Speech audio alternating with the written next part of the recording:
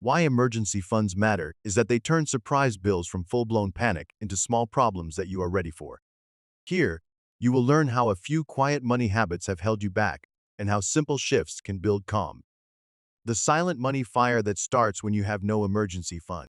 Imagine your money life like a small wooden house. As long as the weather is calm, everything feels fine. But life always sends a storm at some point. A broken phone, a medical bill, a late paycheck, a sudden move. Without an emergency fund, every surprise cost is like a tiny fire that you try to put out with a credit card. The flames look small at first, but the interest keeps burning in the background. You tell yourself you will fix it next month, then the next month, and slowly the fire becomes normal. A simple way to stop this is to shrink the idea of an emergency fund.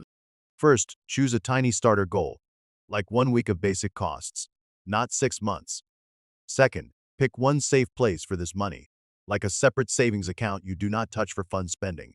Third, move a small fixed amount there every week, even if it is the price of one snack. If you do this, you will feel less scared of surprise bills because you know there's a small fire extinguisher waiting. The dangerous habit of treating credit like a safety net. Many people secretly treat their credit card as the emergency plan. You think, if something bad happens, I will just swipe the card. The problem is that a card is not a soft safety net.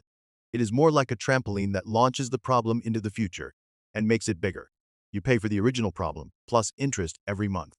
In your brain, it feels easier now, but future you has to deal with the heavy bill. This habit quietly keeps you stuck in a loop of stress and minimum payments. To change this, first make a simple rule for yourself. Credit cards are for planned spending only, not emergencies. Second, when you feel tempted to swipe in a crisis, pause for 1 full minute and ask, if I did not have this card, what would I do? Could you call the bill company and ask for a payment plan, delay a non-urgent purchase, or use the tiny emergency fund you are building? Third, each time you avoid using credit for a surprise cost, move a little extra into your emergency fund as a reward. If you follow this, you will slowly shift from feeling trapped by debt to feeling proud that you can handle trouble without panic swipes. The belief that you can only start an emergency fund when life is perfect. A big reason people never build an emergency fund is a quiet belief that says, I will start when I earn more or when life is less crazy. But real life is always a bit messy. There are always birthdays, holidays, repairs, and random small dramas. If you wait for the perfect moment, you stay stuck at zero for years. This belief is sneaky because it sounds reasonable, but it keeps you from taking even the smallest step. A better way is to accept that you are building the fund inside the chaos, not after it. First, choose a tiny fixed amount that feels almost too easy, like the cost of one coffee or one ride share a week. Second, set up an automatic transfer, so the money moves to your emergency fund without you having to feel motivated every time.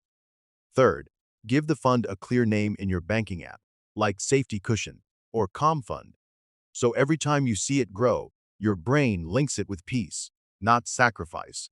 If you do this, you will feel your identity shift from someone who is always one bill away from trouble to someone who is slowly but surely building real safety for future you. For more simple lessons on how money works, watch more of our videos. Thanks for watching. See you in the next one.